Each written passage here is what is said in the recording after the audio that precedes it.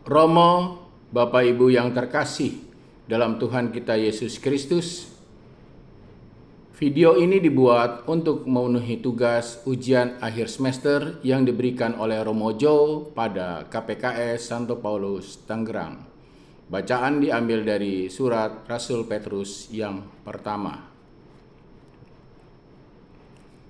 Jika kamu berbuat baik dan karena itu kamu harus menderita, maka itu adalah kasih karunia pada Allah. Sebab untuk itulah kamu dipanggil, karena Kristus pun telah menderita untuk kamu dan meninggalkan teladan bagimu supaya kamu mengikuti jejaknya. Ia tidak berbuat dosa dan tipu tidak ada dalam mulutnya. Ketika ia dicaci maki, ia tidak membalas dengan mencaci maki.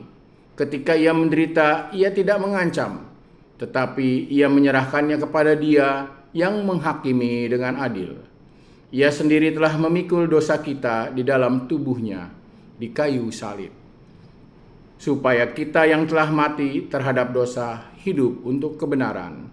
Oleh bilur-bilurnya kamu telah sembuh, sebab dahulu kamu sesat seperti domba, tapi sekarang kamu telah kembali kepada gembala dan pemelihara jiwamu. Demikianlah sabda Tuhan. Syukur kepada Allah.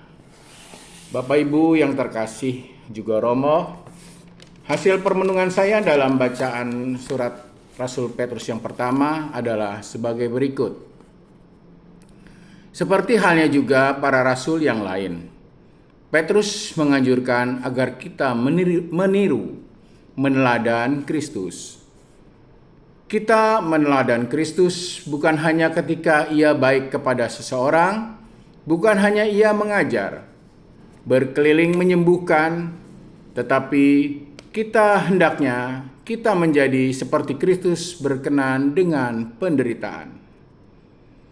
Diharapkan kita menjadi seperti Kristus ketika kita berpikir tentang penderitaan, ketika kita berbicara tentang penderitaan, ketika kita bersikap terhadap penderitaan, dan ketika kita melakukan sesuatu berkenan dengan penderitaan. Romo, Bapak Ibu yang terkasih dalam Tuhan kita Yesus Kristus, namun pada umumnya kita akan menolak penderitaan, umumnya menghindari penderitaan, dan umumnya sedapat mungkin tidak mendapatkan penderitaan. Tetapi sekurang-kurangnya ada 3 hal yang disampaikan oleh surat Rasul Petrus yang pertama itu, dan hal ini supaya kita renungkan dalam meneladan Yesus. Yang pertama, penderitaan itu bagian dari kehidupan. Oleh karena itu, tidak mungkin kita tolak. Ketika menjadi manusia, sudah pasti ada penderitaan. Yang kedua, penderitaan itu merupakan kesaksian.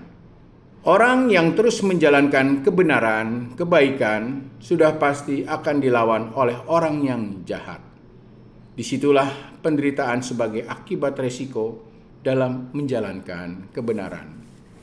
Yang ketiga, penderitaan adalah kasih karunia.